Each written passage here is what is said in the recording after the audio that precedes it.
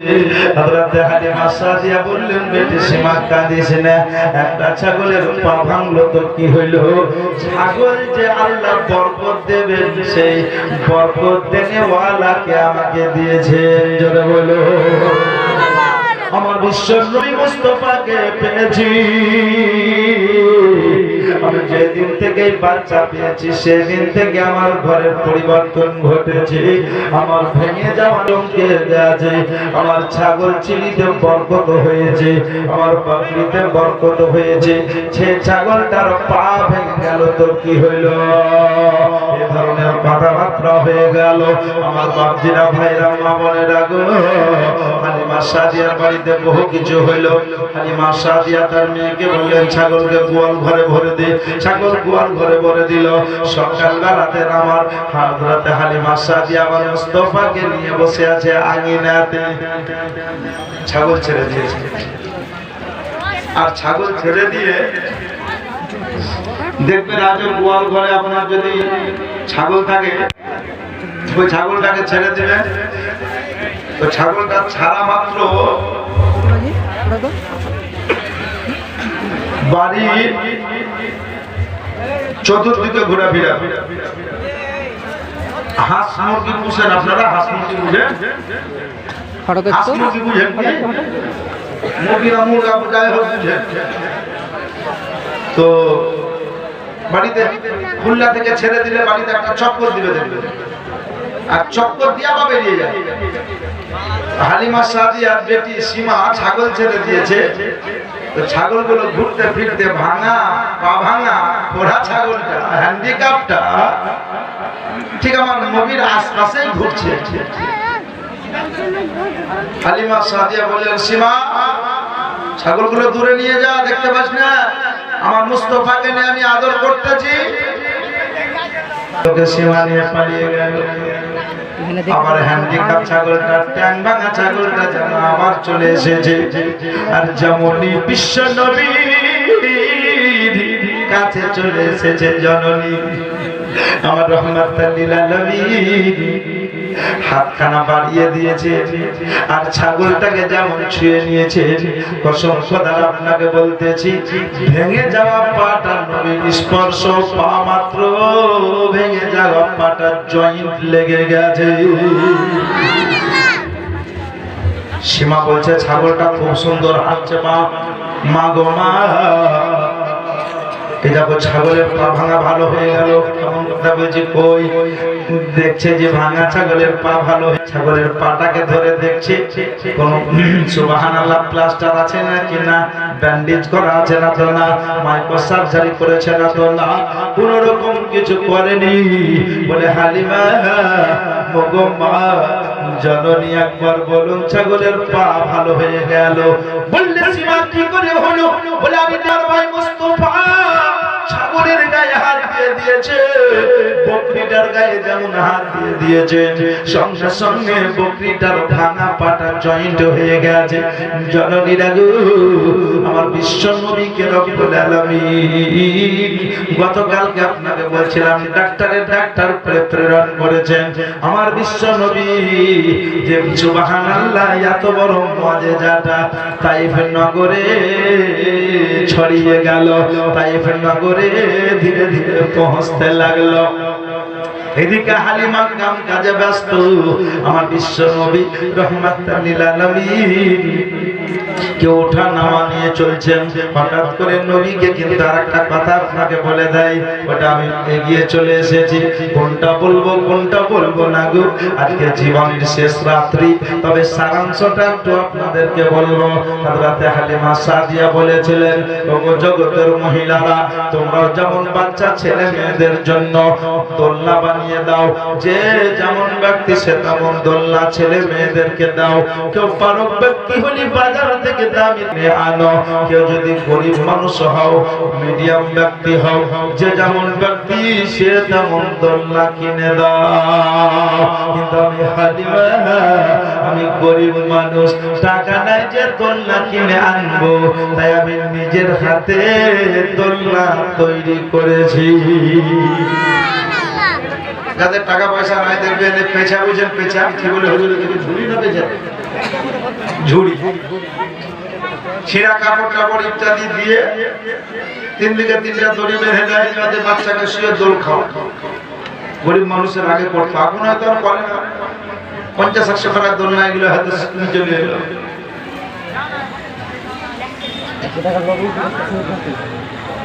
100 টাকা নগদ 2 বস্তা সিমেন্ট বাকি লিখে তো সুবহানাল্লাহ।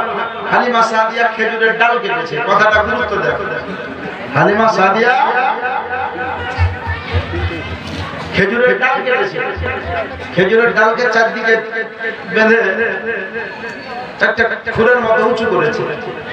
ওই ডালগুলোকে জায়গায় জায়গায় দিয়েছে, মিহিগুলোকে পাতা ভিতরে ঘিরে দিয়েছে।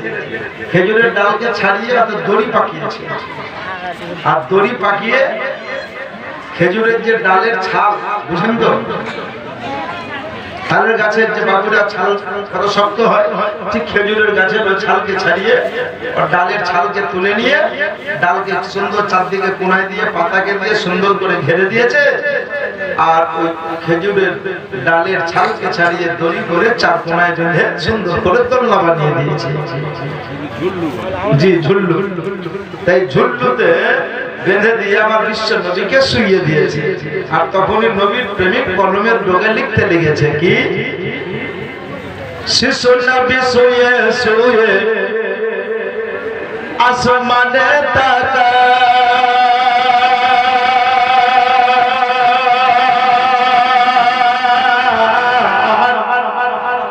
শিশু নবী শুয়ে শুয়ে আসমানে তাকায়,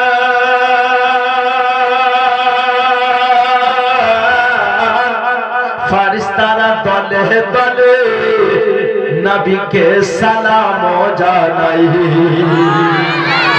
আদব শাহকারে, আদব শাহকারে নূর নবীকে ঘিরে, আদব শাহকারে নূর নবীকে ঘিরে।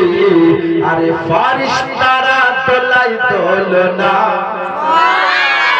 মাগো তোমার লালের নয়া তলনা তলনা তলনা, জামা না দিবানা ও গো মায়া মিনা, জামা না দিবানা ও গো মায়া মিনা, তোমার লালের নয়া তলনা,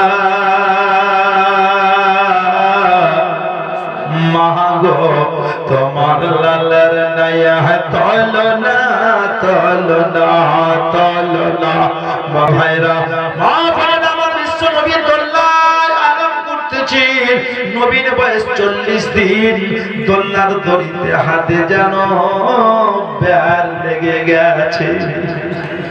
আর দোলনার দড়িতে যখন হাতে ব্যার লেগে গেছে, নবী আমার বাচ্চা শিশু কান্নার ভঙ্গিমা করতে শুরু করে দিয়েছে। জননী আসমানের চাঁদ এসে নবীর হাতের দোলনার দড়ির ব্যার খুলে দিয়েছে। এবার আপনি বলবেন, মাওলানা আসমানের চাঁদ কেমনে এলো? কিতাবের নাম সিরাতে মুস্তাফা। এই কিতাবটা উঠিয়ে দেখবেন লিপিবদ্ধ রয়েছে। হযরত হালিমা সাদিয়া বললেন, পূর্ণিমার রাতে আমার মুস্তাফাকে নিয়ে আমি সুবহানাল্লাহ আমিনাতে ফাঁকা জায়গাতে আমার স্বামী হারিসকে নিয়ে আসতাম, আর নিয়ে এসে যেন 2 জনে ফাঁকা জায়গায় বসে আমার নবীকে শুইয়ে দিতাম। নবীর মুআজিজা দেখার জন্য, নবীর অলৌকিক ঘটনা দেখার জন্য। আমার বিশ্ব নবীর হাত পা গুলো হিলাদলা করছে। কসম খোদার, আমরা স্বামী স্ত্রীতে ছেলে মেয়ে দূর থেকে দেখতেছি।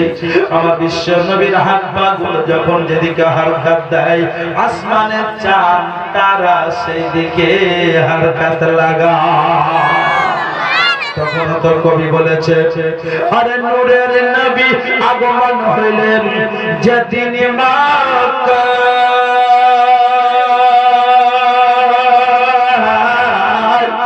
শুকনো গাছে ফুল ফুটিল মরুর সাহারায়, ও মাগো মরুর সাহারায়। আবার না হবে এক ইশারায়, না হবে এক ইশারায়, কাছে এসে সালাম জানাই নবী এক ইশারায় কাছে এসে সালাম জানাই আসমানের চাঁদ যার খেলনা মাগো তোমার লালের নয়া তোলনা তোলনা তোলনা জামা না দিবানা ও গো মায়া মিনা তোমার লালের নয়া তোলনা মাগো তোমার লালের নয়া তোলনা মুসলমানেরা গো হযরত হালিমা সাদিয়ার ঘটনা বহুত লম্বা চওড়া জননী তার বাড়িতে বিশ্ব নবী আমার কম বেশ 5 বছর ধরে নবী আমার লালিত পালিত হবে ঘটনা বহুত বহুত আছে আমি সব কিছু রেখে দিয়ে আপনাকে বলি আমার বিশ্ব নবী রহমাতুল লিল আলামিনকে সুবহানাল্লাহ আমি আপনাদেরকে জানাই নবী আমার উঠছেন বসছেন চলছেন ফিরছেন কিন্তু তাইফ নগরে একটা ভাষা প্রচার হয়ে গেছে হালিমা যে বাচ্চাটা এনেছে হালিমার এই বাচ্চাটা বড় সুবহানাল্লাহ ভালো কারণ হালিমার যেদিন থেকে বাচ্চাটা ঘরে এনেছে সেই দিন থেকে সুবহানাল্লাহ সেই দিন থেকে যেন হালিমার রুজিতে ও কম পড়ে না হালিমার বাড়িতে উন্নত মানের খাবার হয় হালিমার বাড়িতে পেট পূর্ণ করে খাবার খায় হালিমা বকরিদের দুধ নেয় দুধ দহি বাড়িতে ছেলে মেয়েদেরকে খিলায় তারাও পান করে তারা বাজারে বিক্রয় করে তবুও তাদের ঘরের দুধ শেষ হয় না আল্লাহ বরকত কঠিন জিনিস বাবা একটা কথা বলি মুরব্বী মানুষের কি বলে জানেন যে মানুষের দেওয়া কি করে না মানুষের দেওয়া কোলায় না আর আল্লাহর দেওয়া কোলায় না আল্লাহ যাকে দিবেন দু হাতে যদি খরচ করেন তাও কোলাবে না আর মানুষের যদি আগে দেয় আর আল্লাহ যদি না দেয় আল্লাহ যদি নারাজ থাকে দু হাতে কেন মানুষের 4 হাতে দিলে আর কুলাবে না এই জন্য বলে যে আল্লাহ ने जिसको देगा छप्पर फाड़ के और जब लेगा डीही बीच के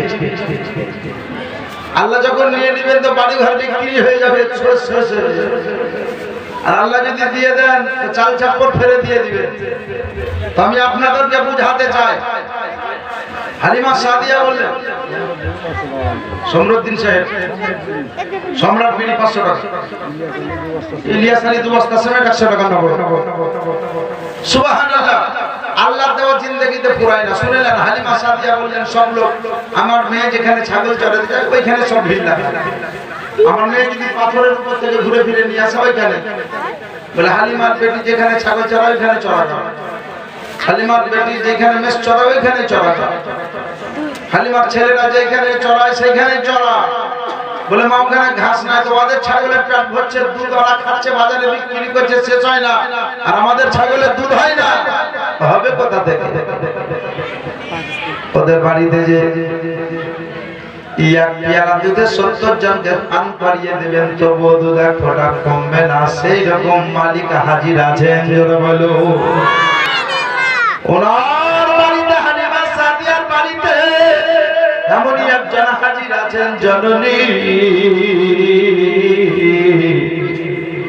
বিশ্বজাহানের লোক যদি দুধ পান করে এক পেয়ালাতে নবী সবাইকে পান করিয়ে দিবে সবে চিন্তা করতে লাগলো বলে জানো মা হালিমার বিটি একটা ছাগলের পা ভেঙে গেছিল তো ওই নবী ওই ছেলেটা বলে ছুঁয়ে দিয়েছে তো পা ভাঙা ভালো হয়ে গেছে একটা মহিলা শুনে বলছে আমার কাছে বহু ডাক্তার দেখালাম জ্বর ভালো হয় না একটু হালিমার বাড়ি যেতাম ছেলেটাকে নিয়ে দেখিয়ে এলেন ডাক্তার হালিমার দরজায় মহিলাটা ছেলেটা নেমেছে হালিমা ওগো হালিমা কে বলে আমার ছেলেটাকে জ্বর ভালো হয় না তাই এনেছিলাম বল শুনলাম নাকি তোমার বাড়িতে যে একটা বাচ্চা এসছে বা নিয়ে এসছো সেটা বলে ডাক্তার জোরে বলুন সুবহানাল্লাহ সেটা কি ডাক্তার হালিমা সাদিয়া বললেন না, খামাখা কেন উল্টো কথা বলছো? আমার বাচ্চা ছেলে এখন ডাক্তার কখন হলো? বলে হালিমা তুমি লোকায় না গো,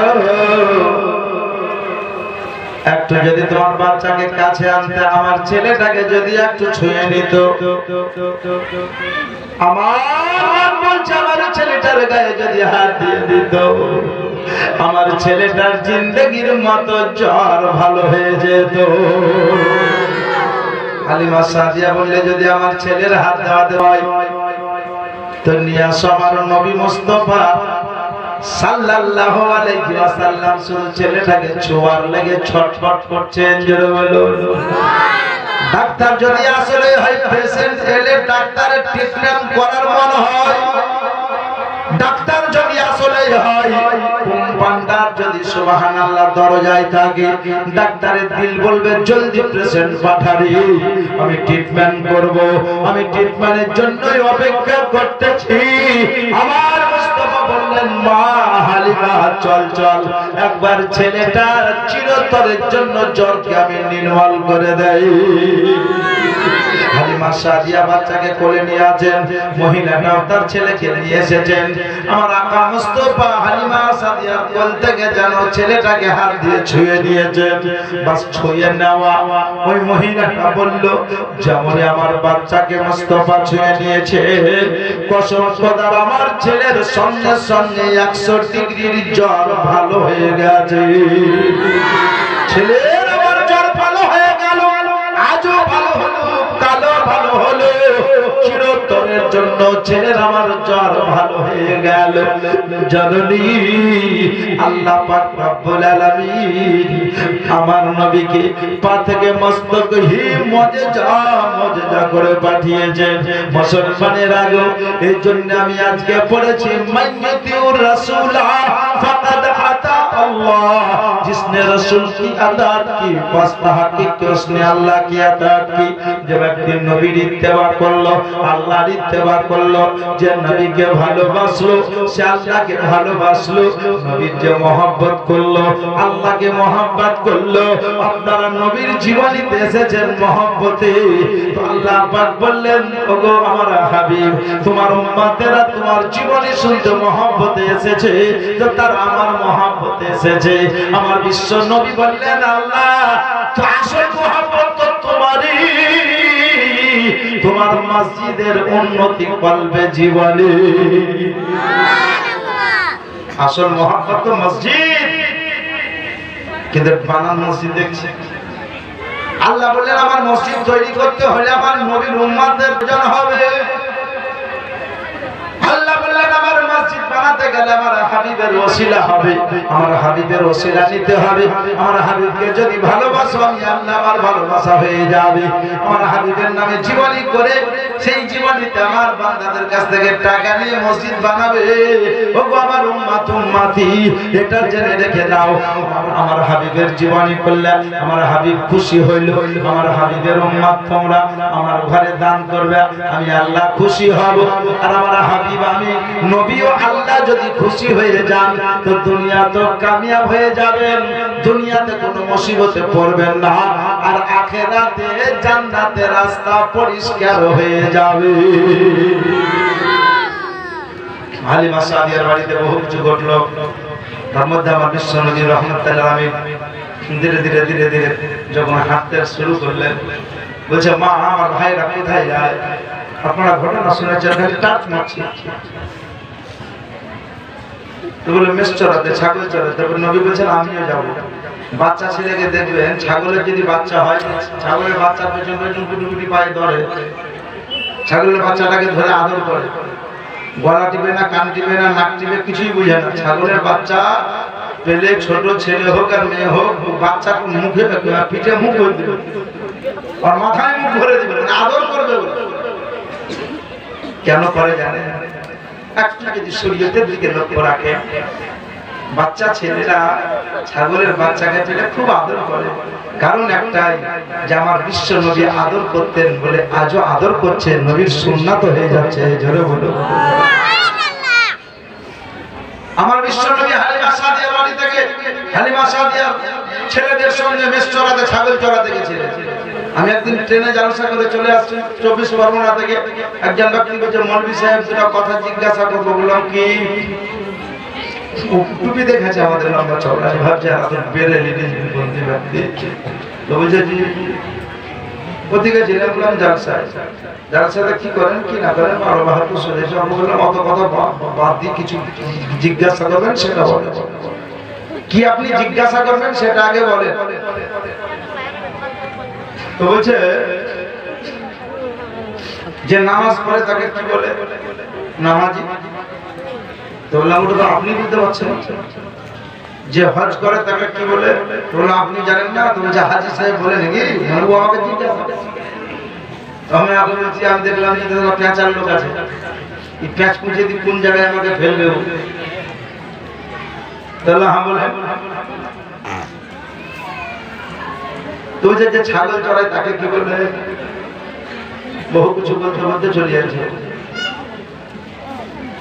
যে ঘরে কাম কাজ করে তাকে কাম করেনি বলে। যে ছাগল চড়ায় তাকে আমরা বলে বুঝে গোলাম দাস কৃত। আর গোদা বাংলাকে রাখাল বলে। আমার এলাকায় কি বলে? রাখাল। গোদা বাংলাকে রাখাল বলে।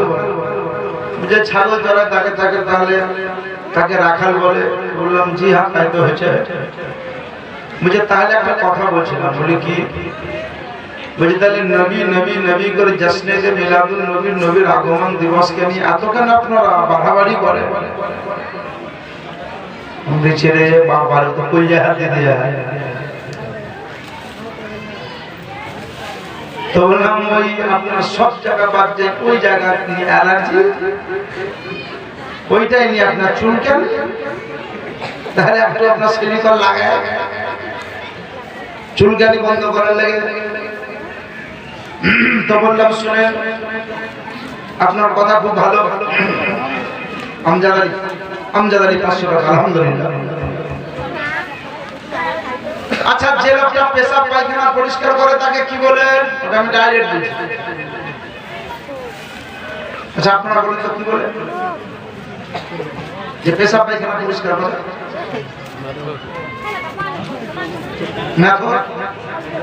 দেরি হয়েছে কেন বলতে?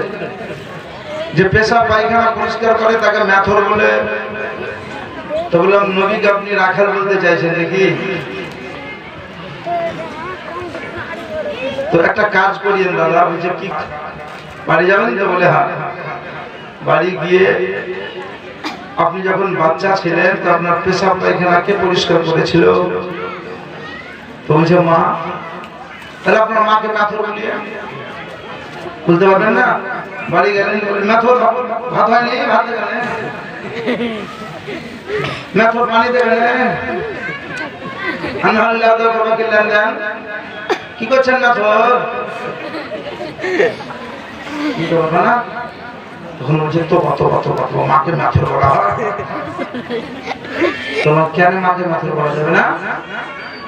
আল্লাহ নবী বলেছেন মায়ের পায়ের তলে বেহেশত। কত সুন্দর কথা। আল্লাহর নবী আকা মুস্তাফা বলেছেন মায়ের পায়ের তলে বেহেশত। বললাম পাগল রে, আল্লাহর নবী বলেছেন মায়ের পায়ের তলে বেহেশত। আল্লাহর নবীর কথাটা খুব মূল্যবান কথা। বললাম হাদিস বলছে।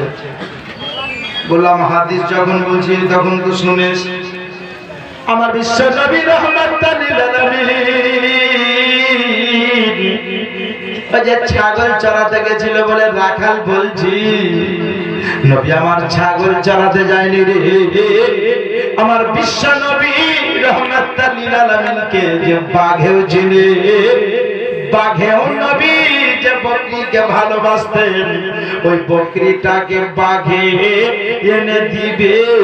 আর বাঘ বলতেছিল আমরা নবীর বকরি নিয়ে গেছিলাম একটাই কারণ, যে নবী মুস্তাফাকে যখন দেখে নেয় তো আমাদের কয়েকদিন আমরা বাঘ যখন গতি আহার করতে পাই না গো, আহার যখন কোথাও হয় না তখন কারো অন্যায় করি না, অন্যায় করতে যাই না। আমরা বিশ্ব নবীর নুরানি চেহারা থেকে পিপাসা মিটে যায় আর ভোগ পিপাসা মিটে যায়। কয়েকদিন থেকে নবীকে দেখতে পাইনি, ভোগ পিপাসা লেগেছে, তাই নবীকে দেখার মহব্বতে নবী যে বকরিটাকে ভালোবাসতেন তাকে আমরা নিয়ে গেছি, কারণ ওইটা নিজাম তো নবীকে পাবো, আর ওই বকরির বাচ্চাটা নিয়ে গিয়ে নবীকে পাবো। বকরির বাচ্চা নিয়ে এসে নবীকে দিব, আর দিতে এসে নবীর নুরানি চেহারা দর্শন করে নিব। জগৎকে শিক্ষার নবী দিলে, আমাকে বাঘে চিনল,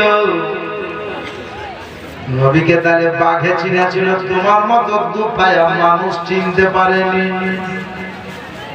আমার বিশ্ব নবী বললেন, আমি মেষচরাতার ছাগল চড়াতে গেছিলাম ভাইদের সঙ্গে, যদি আমার কোন উম্মতি এ ধরনের কাজ করে তো সুবহানাল্লাহ জেনে রাখিও, যদি পাক্কা সাচ্চা দিলে নিয়তে যদি ছাগলটা চড়ায়, যে আমার বিশ্ব নবী ভাইদের সঙ্গে মেষ চড়াতে গেছেন, আমিও যাব গো, তো নবীর সুন্নাত হবে গো, তাহলে সেই ব্যক্তি নবীর সুন্নাত আদায় করবে, আর সুন্নাতের নেকি তার আমলনামাতে আল্লাহ লিখে দেবে।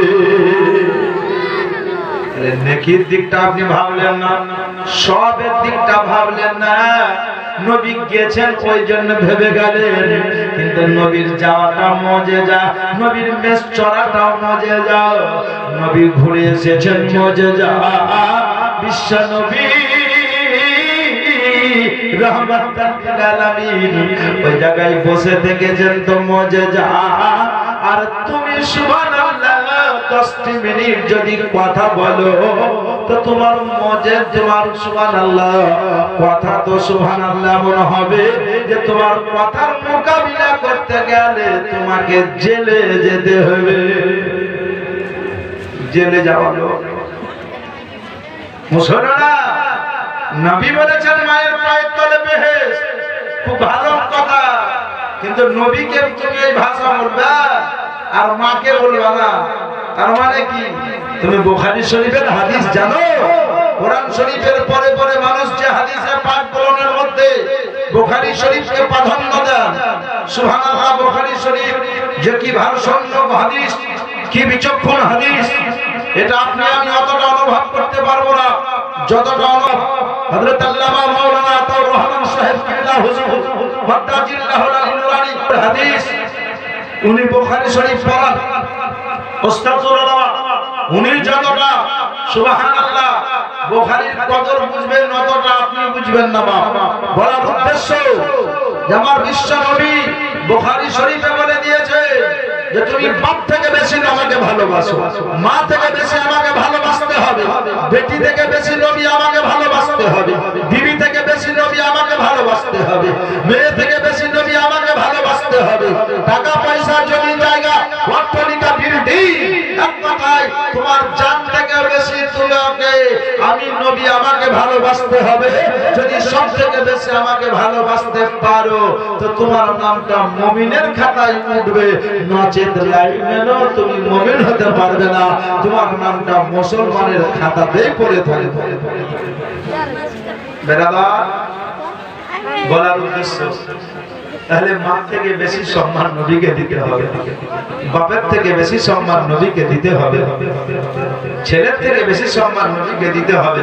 এই নবী মুস্তাফা সাল্লাল্লাহু আলাইহি ওয়াসাল্লাম এক ব্যাগ সিমেন্ট 50 টাকা, নামটা লিখে দেন। হাউস আলী এক ব্যাগ সিমেন্ট, নামটা লিখে দেন। আপনার বাড়ি কোথায়, বাবার নাম আপনি নিজে গিয়ে লিখেন আর লিখে চলে যান। আসেন আসেন আসেন আসেন। আমি হযরত হালিমা সাদিয়ার বাড়ির কথা বেশি আপনাকে বললাম না, একটু টাট মারলাম, তবে এতটুকু মাথায় রাখেন, হালিমা সাদিয়ার বাড়িতে বহু কিছু হয়েছিল। বিশ্ব নবীর সিনাকে চাক করা হয়েছিল, সাকে সাদার সিনা চাক। আমার বাপজিরা ভাইরা মা বোনেরা গো, একটু আপনাকে শুনিয়ে দেয়। আমার হযরত হালিমা সাদিয়ার বাড়ি থেকে নবীকে দিতে গেছিলেন, আবার এনেছিলেন, আবার নিয়ে গেছিলেন। এবার একটু করুণ কাহিনী শুনে চোখে পানি জ্বলে যাবে। আর জীবনে শুনতে এসে যদি এক ফোঁটা চোখে পানি ঝরিয়ে দিতে পারেন। এক ফোঁটা যদি চোখে পানি ঝরে যায় আব্বা, আপনি জেনে রাখবেন ও মা জননী না, এই পানির ফোঁটাটাতে কিয়ামতের দিন আপনাকে জান্নাতে নিয়ে যাবে। হযরতে হালিমা সাদিয়া সুবহানাল্লাহ, সাদিয়া মানে নেকবাত জননী রাগো। এই মহিলার ঘরে বহু কিছু হয়েছিল। ও আমার মা বোনেরা, বাপেরা, ভাইরা, বিশ্বনবীর সিনাকে চাক করা হয়েছিল।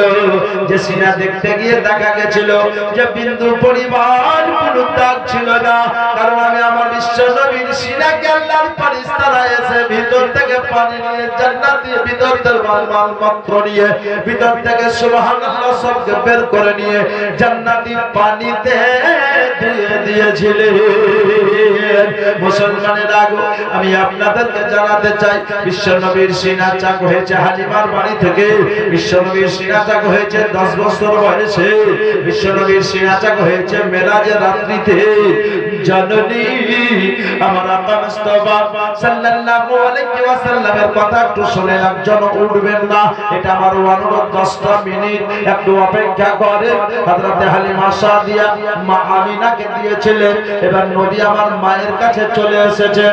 আমি একটু আপনাকে বলি, সমস্ত ঘটনা হালিমা সাদিয়ার বাড়ি রেখে দিয়ে আমি একটু আপনাকে জানাতে চাই, আমার বিশ্ব নবী হযরতে আমিনা রাদিয়াল্লাহু তাআলা আনহার কাছে উঠছেন, চলছেন, ফিরছেন, বসছেন।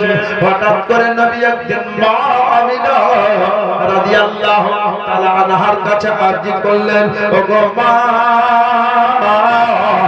জননী গো, আমি পাড়া প্রতিবেশী ছেলেদেরকে দেখছি, মেয়েদেরকে দেখছি, কচি কচি বাচ্চা বাচ্চি, তারা খেলাধুলা করে, তাদের পিতারা যায় বেটার নাম ধরে ডেকে আনে, কিন্তু আমি বেশ কিছুদিন হয়ে গেলাম আমার আব্বা জননীকে কেন দেখতে পাই না। আমার নবী কি জানেন না? নবী সবই জানছেন। নবী বলছেন আমি মাকে কিছু বলবো, মা আমাকে কিছু উত্তর দেবেন। আমার বলাতে, মায়ের উত্তর দেওয়াতে মা বেটার সঙ্গে কিছু কথাবার্তা হবে, তো এটা হাদিসে পাক হবে, আর আমি নবী আমার জীবনী তৈরি হয়ে যাবে। মা আব্বা কোথায়? হযরতে মা আমিনা রাদিয়াল্লাহু তাআলা উত্তর না দিয়ে চোখে পানি গড়াচ্ছেন। আর আশিকে নবী কলমের ডগে লিখতেছে, পূর্ণিমার চন্দ্র জলে মা আমিনার কোলে আদর করে চুমা দেই মা ছেলেরি কপালে। 6 বছরের শিশু সন্তান নবী মুহাম্মদ মায়ের কোলে বসে আছে, দেখো পূর্ণিমার চাঁদ। ও হঠাৎ ছেলে প্রশ্ন করে ধরে মায়ের গলা, আব্বা কোথায় গেছে মা গো, বলো করিও না, কবে আসবে আব্বা আমায়, কবে আসবে আব্বা আমায় কোলে নিবে মোরে,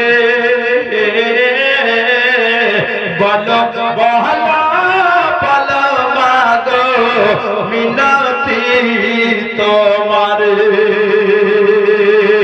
বাপজিরা, ভাইরা, আমার মা বোনেরা, মা আমিনা চুপচাপ আমার বিশ্ব নবী এক পা করে এসে মায়ের গলা ধরে নিয়েছে, মায়ের মুখে মুখ ধরে দিয়েছে। মা গো, কাঁদতে হবে না, আপনাকে কাঁদতে হবে না। ও গো জননী, আপনি যে কেন চোখে পানি ফেলছেন ওর খবর আমি জানি। আমি যখন আপনার গর্ভে ছিলাম, আমার আব্বা বাণিজ্য করতে গিয়ে আর আসতে পারেননি, আমাকে গর্ভে রেখে আব্বা ইন্তেকাল করেছেন মা জননী। আর আপনি কাঁচা চুলে বেওয়া হয়ে গেছেন। আজকে আব্বার কথাটা বলেছি তো আপনার হৃদয় ফেটে গেছে। মা কাঁদিও না। কি রে ছুরা হাত দে। মা কাঁদিও না, মা গো মা কাঁদতে হবে না। তবে একটা কথা বলছিলাম, মা বললে কি চলো আমরা একবার নানার বাড়ি থেকে বেরিয়ে আসি। হায় হায় হায়, বললে বাপ তোমার আব্বা আমাকে বিয়ে করে এনেছিলেন, তখন থেকে আজ অবধি আমি তৃতীয়বারের জন্য ইয়াসরাবে যাইনি, মানে যার নাম বর্তমানে মদিনা শরীফ। বললেন যখন তুমি যাওয়ার জন্য আমাকে বললে, তখন অবশ্যই আমি তোমার দাদুর কাছে ছুটিটা নেই। হযরতে আব্দুল মুত্তালিবের কাছে আরজি করলেন, মা আমিনা শ্বশুর আব্বা গো, আপনার ভাই বা আপনার পোতা মুহাম্মদ আমার মুস্তাফা বলছে একটু নানার বাড়ি যাব, একটু ছুটি নেওয়ার জন্য আরজি করছিলাম। বললেন গো আমিনা তোমরা যাবা যে মদিনা, ওই মদিনা শরীফ যেতে দিতে আমার মন যে ভরে তোমাদেরকে চাই না, কারণ ওই জায়গা আমার নানার বাড়ি ছিল। নানা বিদায় হয়ে গেছে, আমার আব্বা আমার ছেলে আমার যাকে আব্বা বলে ডাকতাম আব্দুল্লাহ, ও গো আমিনা আমার আব্বা আব্দুল্লাহ ওই জায়গাতে বাণিজ্য করতে গিয়ে আর আসতে পারেনি। ওই যে যাবা তোমরা ওই জায়গায়, তবে আমার দাদু যেতে চেয়েছে, আমার ভাই যেতে চেয়েছে, আমার মুস্তাফা যেতে চেয়েছে, ওকে সঙ্গে নিয়ে যাও। হয়তো মনে জেগেছে নানার বাড়ি যাব, তাইফ নগর থেকে এসেছে, নানার বাড়ি যেতে চেয়েছে, আমার ভাই নানার বাড়ি যাবে, মাকে নিয়ে যাবে। যাও চিন্তা নাই, তবে আমি তোমাকে আমি না একাই ছাড়বো না, একাই পাঠাতে পারবো না। ওই যে ওই উম্মে আইমানকে সঙ্গে নিয়ে নাও, যে উম্মে আইমান নবীকে কাপড় পরায়, গোসল করায়, নবীর দেখভাল করায়, ও উম্মে আইমানকে সঙ্গে নিয়ে নাও, উম্মে আইমানকে নিয়ে যাও। হযরত উম্মে আইমানকে বলে দিল, উম্মে আইমান আমার আমিনাকে নিয়ে যাবে, আমার মুস্তাফাকে নিয়ে যাবে, ভালোভাবে নিয়ে যাবে, ভালোভাবে আসবি।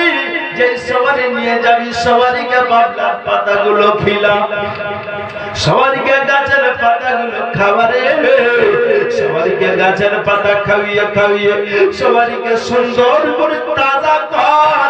ওই সবারইতে আমার দাদু যাবে। মুসলমানের আগে এই বলে সুবহানাল্লাহ, আমার নবী মুস্তাফা আম্মাকে সঙ্গে নিয়ে উম্মে আইমানকে নিয়ে দাদার কাছ থেকে রুখসাত নিয়ে চলে যাবেন মদিনার দিকে। ও জননী হযরতে মা আমিনা আগে, মুস্তাফাকে পিছে, সবারইকে বলছে চল, সবারই এক পা যায় না। আমি সারাংশটা আপনাকে বলছি, আশপাশের ঘটনা নয়, হেডলাইন দিয়ে যাচ্ছি। জননীর আগে সবারইকে বললে চল, সবারই আগে যায় না, সবারইকে লাগাম মারছে উম্মে আইমান, সবারই যেতে চায় না, সবারই চোখে পানি। বলল সবারই কেন আগাচ্ছে না বল, সবারই জবান খুলে বলতে পারে না, সবারই আল্লাহ গো রব্বুল আলামিন খালিকে কায়নাত তুমি আমার জবান খুলে দাও। আমি আজকে যাব না, কারণ যাকে তুমি রহমাতাল লিল আলামিন করে প্রেরণ করেছো, সেই নবীকে পিছে বসিয়ে দিয়েছে। নবীকে কি তারা চিনতে পারেনি? মুস্তাফাকে কি তারা জানতে পারেনি? আমি সবারই অতক্ষণ পর্যন্ত যাব না যতক্ষণ পর্যন্ত মুস্তাফাকে সবারই আগে বসাবে না। আমি যদি আজকে চলে যাই, গাছ সাক্ষী হয়ে যাবে, দুনিয়া সাক্ষী হয়ে যাবে। নবী পিছন পিছন সবারই নিয়ে গেছি, তাই সুবহানাল্লাহ সবারই ভাষা কিছু বুঝে নিয়েছে। উম্মে আইমান বললেন, ওগো হযরতে আমিনা রাদিয়াল্লাহু তাআলা আমার মুস্তাফাকে আগে দেন তো। মুস্তাফাকে যেমন আগে দিয়েছেন, সবারই আল্লাহর রাস্তায় চলতে শুরু করে দিয়েছেন, আল্লাহর রাস্তায় চলতে লেগেছে। হযরতে আমিনা রাদিয়াল্লাহু তাআলার মক্কা মুকাররমাকে ঘুরে ঘুরে দেখছে রে বাবা। একটা কথা শুনেলেন, যে লোকটা দুনিয়া থেকে চলে যায় মৃত্যুর আগে আশপাশে যারা বসে থাকে চোখে চোখে দেখে, বেটি হইলেও দেখে, বেটা হইলেও দেখে, ভাই হইলেও দেখে, প্রয়োজনের কাছে ডাকে, ইশারা করে কিছু বলতে চাই, চোখে দেখে দেখি চোখে পানি ঝরে। হযরত আমিনা রাদিয়াল্লাহু তাআলা আনহা দেখতে দেখতে বলছে কাবা শরীফকে দেখে বললে কাবা শরীফ আর হয়তো আসা হবে না। আমি আখেরি হাজিরি দিতেছি, আমি শেষ করে মাত্র তোমাকে সালাম জানিয়ে দিলাম কাবা গো। এই বলে বিশ্ব নবী রহমাতুল আলামিন আগে আগে চলছেন। আর বহুদূর যাওয়ার পরে উম্মে আইমান বললেন, হযরত আমিনা বললেন, উম্মে আইমান এই জায়গাতে একটু সওয়ারি লাগামকে ধর, এই জায়গাতে সওয়ারিকে দাঁড় করাও। কেন গো? বলে এই জায়গাতে আমাকে যখন হযরত আব্দুল্লাহ বিয়ে করে আনেন তখন এই জায়গাতে একটু পালকিটা নামিয়েছিলেন, এই জায়গাতে পালকিতে নামিয়েছিলেন। আর পালকিটা নামিয়ে একটু দিক নির্ণয় করতে হবে। উম্মে আইমান গো, এটা চৌরাঙ্গি রাস্তা, কোনটা মদিনার রাস্তা, কোনটা মুলকে শামের রাস্তা, কোনটা ইয়ামানের রাস্তা, কোনটা বুশরার রাস্তা, এই রাস্তাগুলো দিক নির্ণয় করতে হবে। আমি বহুদিন পরে এই রাস্তা দিয়ে আসতেছি, 6 বছর 7 বছর পরে আসছি রাস্তায়। একটু নামাও। এই ঘটনা দ্বারা প্রমাণিত হলো যে নবীর আব্বা যেদিন বিয়ে করে আসেন সেদিন পালকিতে বিয়ে করে এসেছিলেন। কিসে বললাম? পালকিতে 4 জন বাহক ছিলেন, 4 জন বাহক। কে কে ছিল আপনারা জানেন? বলতে পারবেন? কথা বলেন। পারবেন না? বিশ্বনবীর পিতা কে বিয়ে করে যখন আনেন হযরত আমিনাকে, হযরত আব্দুল্লাহ পালকির 4 জন হাতে ঘাড়ে নিয়েছিলেন। আগে যেমন পালকিতে বিয়ে আসতো না হতো, তারপরে তো হইলো আপনার আমরা দেখলাম সাইকেলে বিয়ে হয়েছে, গরুর গাড়িতেও গেছে নাকি আপনারা দেখেছেন, মোটর সাইকেলে গেছে, এখন আবার 4 চাকাতে গেছে। বাপজিরা ভাইরা আমার, 4 জন বাহক ছিলেন। এই বাহক 4টার নাম আমি আপনাকে বলবো, তবে এখন নয়, মাত্র 5-7 মিনিট পরে। আপনারা কেউ জানলে মুখস্থ করলেন। 4 জন বাহক, পালকির চারদিকে, উত্তরে একজন, পূর্বে একজন, পশ্চিমে একজন, দক্ষিণে একজন, অর্থাৎ পালকির চারদিকে 4 জন ঘাড়ে নিয়েছিলেন। কে? তাদের নামটা কি, তাদের বাড়ি কোথায়?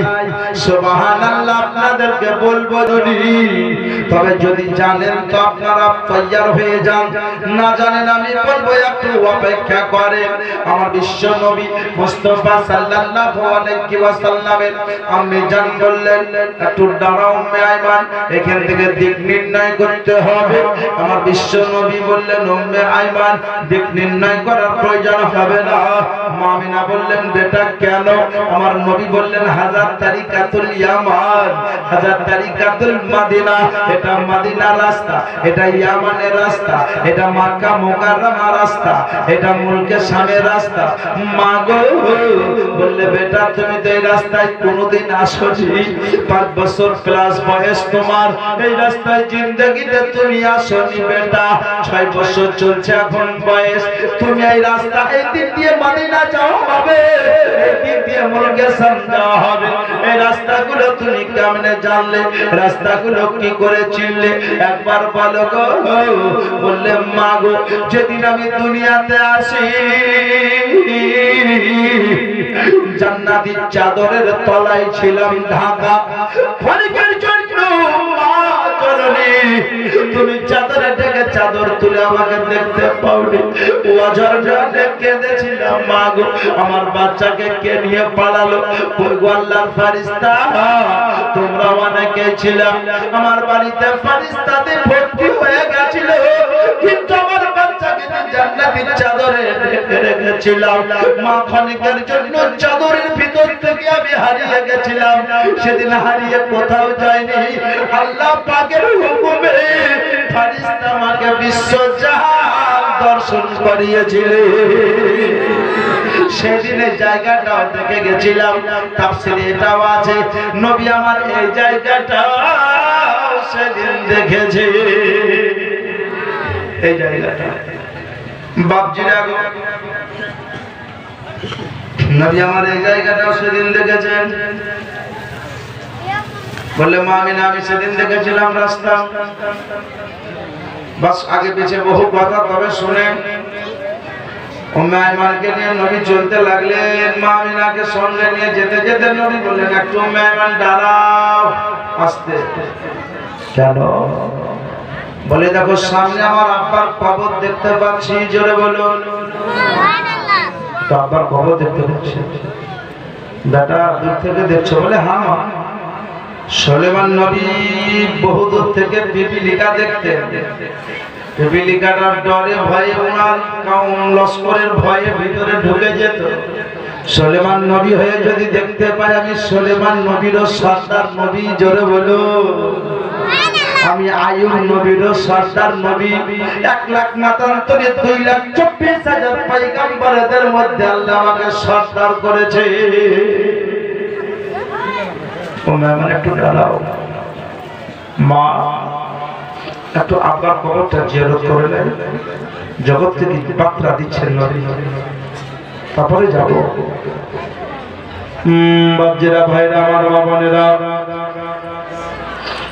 বিশ্ব নবী রহমাতুল লিল আলামিন আকা মুস্তাফা সাল্লাল্লাহু আলাইহি ওয়াসাল্লাম আব্বার কবরটা জিয়ারত করতে গেলেন। সুবহানাল্লাহ, আব্বার কবর জিয়ারত করছেন মাকামে আবওয়াতে।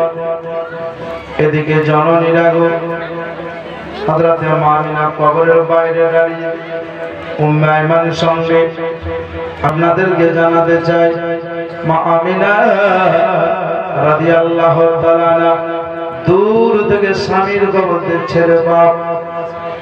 দূর থেকে স্বামীর কবর দেখতে আছে মা আমিনা। আর আমার নবী আব্বার কবরে গিয়ে আব্বা গো, আব্বা আব্বা বলে কাঁদতে লেগেছে। যারা বাপ হারিয়ে দিয়েছো তারা বাপের মর্ম আজ কেঁদলে কাঁদলেও বুঝতে পারবা না। করে কাঁদলে আর রাস্তা থাকবে না। এই জন্য বলি যাদের বাপ আছে বাপকে আঘাত দিও না। জননী যারা মা হারিয়ে দিয়েছেন তারা জানে পৃথিবীতে যার মা হারিয়ে যায় তার সব কিছু হারিয়ে যায়। আর যে বিবাহিত মহিলার স্বামী হারিয়ে যায় তারও সব কিছু হারিয়ে যায়। আমার বিশ্বনবী রহমাতুল লিল আলামিন আকা মুস্তাফা সাল্লাল্লাহু আলাইহি ওয়াসাল্লাম বলেন, আব্বা গো, মক্কা মুকাররমাতে বহু ছেলেরা আব্বার মুখে চাপলা ধরে আব্বা আব্বা বলে আদর পায়, আমি আদর পাইনি। আব্বা গো, তুমি গর্ভে রেখে আমাকে চলে গেছো, আমার মায়ের গর্ভে রেখে চলে গেছো। আব্বা একটু উঠো না। আব্বা তুমি কেমন দেখতে পাইনি, তোমার মুখটা লম্বা না গোল না কালো না ধরো। আব্বা আব্বা আব্বা আব্বা বলে নবী কাঁদতে লেগেছে। আব্বার কবরে শুধু পাগে পাগে ঘুরছেন। এদিকে মা আমিনা আর সহ্য করতে না পেরে বলল, বেটা মুহাম্মদ আয় আয় আয় রে, চলে আয়, আর সহ্য করতে পারি না, আর সহ্য করতে পারবো না, একবার জলদি আয়। কোন মহিলা স্বামীর কবর দেখলে কলেজা ফেটে যাবে। স্বামীর কবর দেখলে মহিলাটা স্বামীর সামনে কেমনে সংসার করেছে সব মনে বিরাজ করবে। জননী মা আমিনা বলছেন, আয় বেটা আয়, আর পারি না। হযরতে আমিনা রাদিয়াল্লাহু তাআলা কথা শুনে আমার নবী এক পা করে আসছেন, তবে বলছেন আব্বা আমি আসছি এখন। আব্বা গো, মাকে নিয়ে নানার বাড়ি যাব, আর নানার বাড়ি থেকে আসার পথে আবার তোমার কবরটা শেষবারের মতো জিয়ারত করব। আমার মা বোনেরা গো, আমার বাপজিরা ভাইরা জেনে রেখে দেন, আমার বিশ্ব নবী রাহমাতুল লিল আলামিন আকা মুস্তাফা চলে গেলেন হযরতে আমিনা রাদিয়াল্লাহু তাআলা নাকে নিয়ে উম্মে আইমানকে নানার বাড়ি উঠতে বসতে চলতে ফিরতে বহুদিন না দাদার দেওয়া সময় মোতাবেক সময়টা অতিবাহিত করলেন। সে তারপরে বাড়ি আসার সময় হলো, বাড়ির দিকে রওনা হলেন। আমার নবী বললেন মা আমিনা গো, বাড়িতে যাব, তবে আব্বার কবরের পাশ দিয়ে যাব, আব্বার কবরটা একটু মন ভরে জিয়ারত করে নিব। এই বলে চলে এলেন। একটা ঘরে আশ্রয় নেবেন। হযরতে আমিনা রাদিয়াল্লাহু তাআলা আমার বিশ্ব নবী বললেন মা, ঘরে আশ্রয় নিতে গেলে ঘরের পরিচালকের অনুমতি নিতে হয়। মেহমান ডেকে আনো, ডাকা হলো বলে আপনার ঘরে আজকে রাতটা থাকবো, সকালে চলে যাব। ঘরের মালিকটা বলল ইহুদি যে আপনার নাম কি? বলে আমিনা। বলে আপনি আরাম করেন। তোমার নাম কি? বলে উম্মে আইমান। বলে তুমিও আরাম করো। বাচ্চাটা কে গো? এই বাচ্চাটা কে? বলে বাচ্চাটা হযরতে আমিনা বললেন এটা আমার বাচ্চা। কি নাম? না তো মুহাম্মদ ইবনে আব্দুল্লাহ। বলে তোমরা দুজনে আরাম করো, তবে মুহাম্মদ ইবনে আব্দুল্লাহকে আরাম করতে দেব না। জোরে বলো। মুহাম্মদ ইবনে আব্দুল্লাহর এই জায়গায় আরাম করা হবে না। কেন? বলে এই ছেলেটা একদিন বড় হবে, বড় হয়ে সমস্ত ধর্মকে বাতিল বলে ঘোষণা করবে, একটা ধর্ম প্রচার করবে যার নাম দিবে ইন্নাদ-দীনা ইনদাল্লাহিল ইসলাম, যার নাম দিবে ইসলাম ধর্ম। সুতরাং তাকে আশ্রয় দেব না। মা আমিনা বললেন ছেলে যদি আশ্রয় না পায় মাও থাকবে না। এই বলে বেরিয়ে গেলে আবার একটা ঘরে গেলেন, আবার একই কথা। এই বলতে বলতে জননীরা গো হযরতে আমিনা রাদিয়াল্লাহু তাআলা আনহা বললেন বেটা মুহাম্মদ। বলে মা কি হলো? বলে আমার পেটে যন্ত্রণা উঠেছে। জোরে বলো, একটু মহব্বত বলো। ওই জায়গাতে হযরতে আব্দুল্লাহর যন্ত্রণা। বলে বেটা আমার পেটে যন্ত্রণা। বলে মা ওষুধ আছে নামে। উম্মে আইমান গো, আমার মায়ের পেটে ব্যথা উঠেছে। বলে হুজুর চিন্তা নাই। বলে মা আমিনা রাদিয়াল্লাহু তাআলা আপনার তল পেটে ব্যথা। বললে জি হ্যাঁ তল পেটে। ওষুধ দেওয়া হলো, ওষুধ প্রয়োগ করলেন। মা আমিনার ওষুধে ব্যথা কমছে না। বিশ্বনবী বললেন উম্মে আইমান সওয়ারির উপর থেকে মাকে নামিয়ে একটু নিচে রাখো, নিচে মাকে আরাম করাবো। হয়তো পরিশ্রম হয়েছে, বহুদূর গেছি এসেছি, এর কারণে হয়তো মায়ের ব্যথা উঠেছে। জোরে বলো। কিন্তু স্বামী যে দোয়া করে গেছে গো, হযরতে আব্দুল্লাহ জি বলে গেছে গো আল্লাহ পাক আমার যে জায়গায় কবর হবে ওই জায়গাতে যাতে আমার বিবি আমিনারও কবর হয়। স্বামীর কথা কোথায় যাবে গো? মহান আল্লাহ পাক ছেলেদের জন্য মা বাবার দোয়াকে কবুল করে দেয়, আর বিবাহিত মহিলাদের জন্য স্বামীর দোয়াকে আল্লাহ কবুল করে নেন। আমার বাপজিরা ভাইরা মা বোনেরা, হযরতে আমিনা রাদিয়াল্লাহু তাআলা না বললেন ওগো উম্মে আইমান আমার যে ব্যথা কমে না, ওষুধ যত খাওয়াচ্ছেন ব্যথা তত বাড়ছে। আমার বিশ্ব নবী ঠিক এই জায়গায় মায়ের মাথাকে নিয়ে 6 বছর বাচ্চা মাকে শান্তি ধরেছে। মা আজকে যারা মা হারিয়েছেন তারা জানেন মা কি জিনিস। নবী আমার মা মা মা মা মা গো মামা বলে কাঁদতে লেগেছে। মা আমাকে আমি তোমাকে আগে বলেছিলাম তোমার যত জ্বালা যন্ত্রণা তো আমাকে যদি বেটা বলে বুকে ভরো সমস্ত দুঃখ কষ্ট দূর হয়ে যাবে মা গো। এই দেখো তোমার মুখে আমি মুখ ভরে দিয়েছি, একবার মনে করো আমার মোহাম্মদ আমার বুকে আছে। আমার নবী মুস্তাফা বললেন মা মা বলে মাকে সুবহানাল্লাহ সেন্টে ধরে বসে আছে। মা আমিনা রাদিয়াল্লাহু তাআলা আনহাকে একটু নিদে তন্দ্রা চলে এসেছে। মা ওই অবস্থায় দেখা গেল আমার বিশ্ব নবী রাহমাতুল লিল আলামিন বললেন উম্মে মানে একটু অপেক্ষা করো। মা মনে হয় আরাম পেয়েছে, পেটে আরাম হয়েছে বলে মাকে মনে হয় নিদ এসেছে। মা একটু আরাম করুক এই গাছপালায়, এর ফাঁকের মাঝে আমি আব্বার কবরটা একটু জিয়ারত করে নেই এই বলে নবী আমারে গিয়ে চলে গেছে। আমার বাপজিরা ভাইরা মা বোনেরা গো, নবী আমার আব্বার কবর জিয়ারত করতে করতে আবার কাঁদতে শুরু করে দিয়েছেন। আব্বা আব্বা একটা কথা বলেন, কোন মা 6 বছরের বাচ্চা আপনার কোলে আছে, স্বামী আপনার ইন্তেকাল করেছে, আপনার কোল থেকে নেমে কবরস্থান সংলগ্ন হয়তো আপনার বাড়ি কি কবরস্থান পাড়ায় আপনার বাড়ি, আপনার কোল থেকে বাচ্চাটা নেমে যদি ওই কবরে গিয়ে খালি আব্বা আব্বা বলে কবরে ঘুরে বেড়ায় আপনার হৃদয়টা কত ফাটবে। আমার নবী আব্বা আব্বা আব্বা আব্বা বলে কাঁদছে। আল্লাহ বললেন জিবরাইল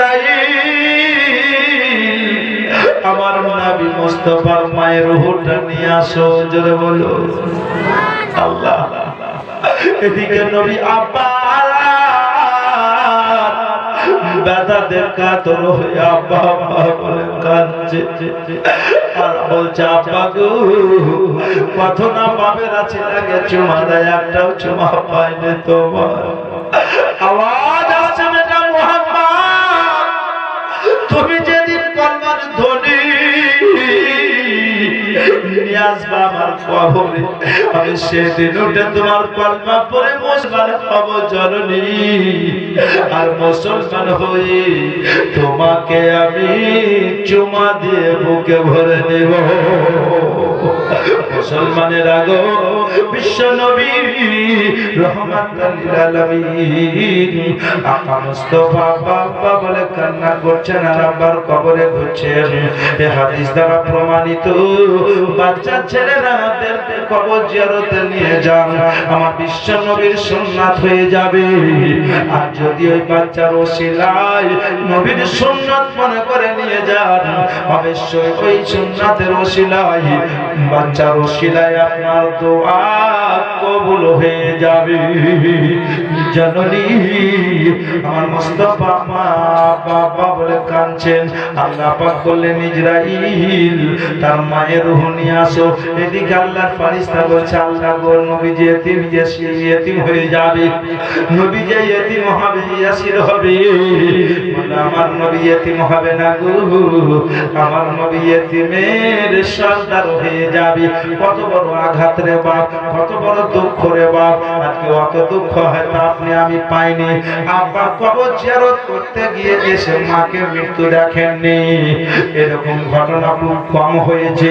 যদি কারো হয়েছে সে যদি নবীর সুন্নাত মনে করে মানতে পারে মা বাপ দুজনে জান্নাতি হবে। যদি ইমানদার হয়ে যায় তো ওই মা বাপ জান্নাতি হবে, ছেলে মা বাপের ওসিলায় জান্নাতে চলে যাবে। তবে শর্ত হলো ওইরকম হতে হবে। জননী আমি আপনাদেরকে বলি বিশ্ব নবী এক পা করে সে বলছেন মাকে এখন উঠে না তোমার আর মা নাই। আমার নবী এসে মায়ের চোখগুলো নাড়ছে।